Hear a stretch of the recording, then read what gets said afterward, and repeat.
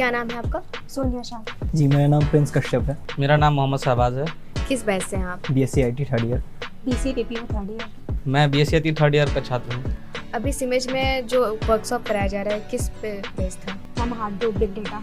क्या सीखा है आपने इस वर्कशॉप में? मैम इस वर्कशॉप में हम लोग को सिखाया गया कि कैसे हम लोग डेटा को प्रोसेस करते हैं, क्योंकि अभी के टाइम में डेटा बहुत ज़्यादा वाइड और बहुत ज़्यादा रेंज उसका बढ़ गया है। तो इसमें हम लोगों को बताया गया है कि कैसे बहुत सारे डेटा को प्रोसेस करते हैं, मैनेज करते हैं। इसके लिए हम लोग हार्डवेयर फ्रेमवर्क का यूज़ करते हैं।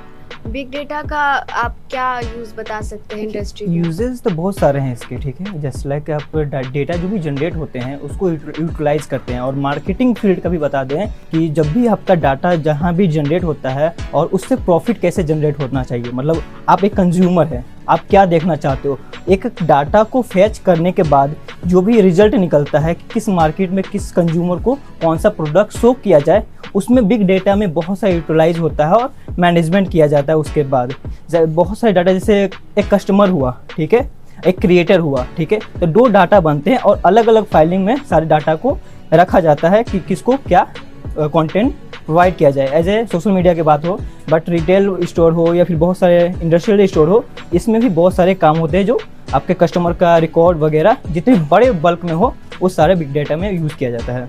उसके थ्रू मिलने ही हम लोग पढ़े हडूप के बारे में कि पहले भी डेटा जनरेट होते थे किसी भी काम करने में और अभी भी डेटा जनरेट होते हैं, लेकिन पहले के जो डेटा थे वो कम डेटा था। अभी यूज़र ज़्यादा बढ़ गया है जिसकी वजह से डेटा भी ज़्यादा बढ़ गया है। इसको पहले इजीली हैंडल कर पाते थे लेकिन अभी उसको इजीली हैंडल नहीं कर पा रहे। इसके लिए हम लोगों के पास हडूप का सोल्यूशन आया। हडूप के अंदर हम किसी भी तरह का डेटा दें वो हमको तुरंत रिजल्ट प्रोवाइड करता है। लेकिन पहले जो डेटा था वो सिर्फ स्ट्रक्चर डेटा हुआ करते थे जिसको RDBMS DBMS के अंदर हम लोग उसका रिजल्ट आता था। लेकिन अब जो जैसे यूज़र बढ़ने के बाद डेटा भी लार्ज हो गया, जब डेटा लार्ज हो गया तो उसको वो पहले का जो भी सॉल्यूशन था वो तुरंत रिजल्ट नहीं दे पाता था, प्रोसेस में टाइम लगता था। लेकिन जब हडूप आया, हडूप एज ए सोल्यूशन हमारे पास आया तो इसके अंदर अनस्ट्रक्चर्ड डेटा हो चाहे स्ट्रक्चर्ड डेटा हो चाहे वो सेमी डेटा हो, सब डेटा को वो इजीली प्रोसेस करता है और हमको फास्ट रिजल्ट देता है। जैसे कि अभी सोशल मीडिया के ऊपर बहुत से यूज़र्स हैं तो सब यूज़र्स का जितना भी डेटा होता है वो स्टोर करके रखा जाता है। हडूप के अंदर एक चीज़ और है कि पहले के डेटा में जो डेटा लॉस होता था तो सारे डेटा लॉस हो जाते थे, लेकिन इसके अंदर हडूप के अंदर डेटा लॉस नहीं होने देता। ये रिप्लिकेट फाइल बनाते हैं, ये 2 रिप्लिकेट फाइल ऑलरेडी जनरेट करता है जिसकी वजह से अगर डेटा लॉस भी हुआ तो इसके अंदर डेटा ऑलरेडी रहेगा वो जो फाइल बनाते हैं। तो इससे हम लोगों को ये हडूप एज अ सोल्यूशन हमारे पास आया जिससे डेटा को हम लोग इजीली रिकवर कर पाते हैं और इजीली प्रोसेस कर पाते हैं। यस मैम, अभी के टाइम में क्या हो गया, बहुत सारे लोगों के पास, जैसे हम लोग व्हाट्सअप में भी बहुत सारा डेटा एक सेकंड में ही हम लोग कितने सारे लोगों को मैसेज करते हैं, फॉरवर्ड करते हैं, आता है जाता है। तो वहाँ पे क्या होता है कि इस चीज़ को फ्रिक्वेंटली या फिर मतलब एफिशिएंटली करने के लिए, बहुत स्मूथली ये सारी चीज़ें होती है, इस चीज़ के लिए हम लोग बिग डेटा का यूज़ करते हैं, स्टोरेज के लिए, मैनेजमेंट के लिए एंड प्रोसेसिंग के लिए।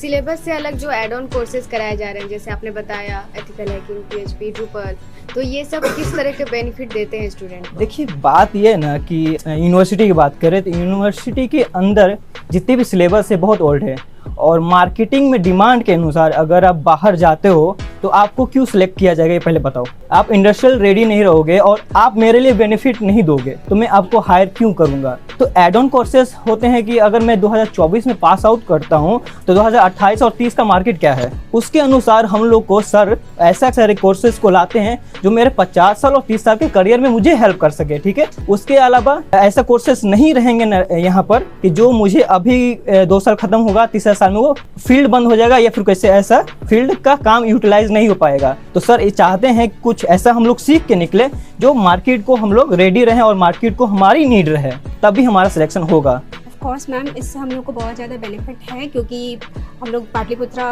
यूनिवर्सिटी से बिलोंग करते हैं। उसका सिलेबस बहुत ही ओल्ड हो चुका है अब अभी के इंडस्ट्री के हिसाब से।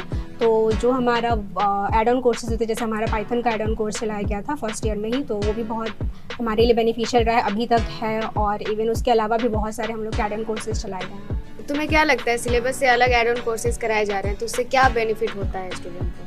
बिल्कुल बहुत सा बेनिफिट है हमारे लिए है क्योंकि अभी वो हम लोग एड ऑन से ही सीख पाते हैं। जो इंडस्ट्री की रिक्वायरमेंट है वो हम लोग सिर्फ अपने मेन कोर्सेज से नहीं बल्कि इसको एड ऑन के जरिए हमारे सर हम लोगों को प्रोवाइड करवा रहे हैं और एड ऑन के जरिए हम लोग बहुत सी चीज़ें सीखते हैं जो हमारे लिए रिक्वायरमेंट है।